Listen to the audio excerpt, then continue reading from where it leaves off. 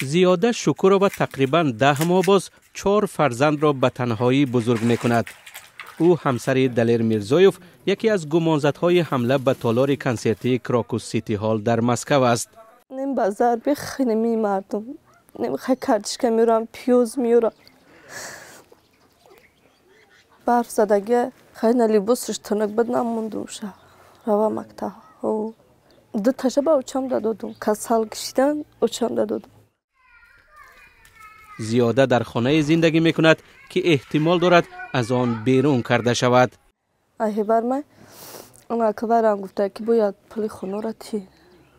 نیا میگه بتی میگه یا که بخیتی دایم خونه. 3 تاشه خمی داده بده 5 تا دیگهش مونده. به گفته زیاده شکورova از سالی که میگذرد در یادش روزهای سنگین میمانند. تقدیر شوهرش در حال حاضر نامعلوم است. دادگاه شهر مسکو مهلت حبس دلیر میرزایوف را تا ماه فوریه سال 2025 دراز کرد. برای مادر سهراب ظفر، رهبر زندانی گروه 24، یک سازمان مخالف حکومت تاجیکستان که فعالیتش در حدود کشور ممنوع است، سال 2024 هم سال خوب و هم غم انگیز بوده است. خرسندش همینه که این سال ما 20 سال بود بچه‌م دیدگی نبودم. ای سال 2014 فقط آواز شنیده بودم. یکی در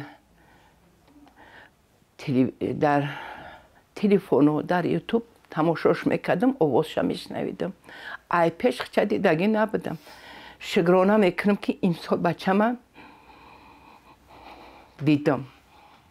دیدم پیش رفتم. زیقیش همی بود که وقتی که گفتن که سهراب آوردن من 4 ماه سهراب کفتم. فکر کردم که سهراب من دیگه نمیبینم. برای خودش میگفت که آچه صبح ای من خواطر نشه مرا ببخش، اگر مرا هم دیدی یا مردم میبینی یا خبری ناخوشی میشنوی که گم شده. این مادر برای دیدار با فرزندش روزها را میشمارد. حالا برایش غذا میبرد. فقط گفت که اوچه زیق نشه، تقدیرم بده، زیق نشه اوچه. دیدیم که هم دیگره دیگه تمام، دیگه هیچی نمیام. قدش میبرم. این روز هفتم دینه پیش دادرم در آمدم. دادرم تو بالی نمیدانست که دادر بچه من آوردنش 30 سالش دادن.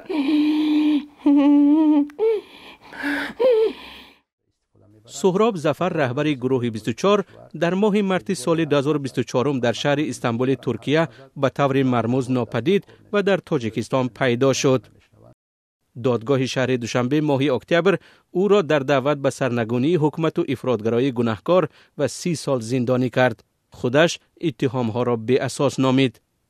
نزدیکان چهره‌های شناخته کشور که با گمان کوشش تبادلات بازداشت شدند، نخواستند به رادیوی آزادی درباره سالی که می‌گذرد صحبت کنند. پرونده این افراد پس درهای بسته بررسی می‌شود.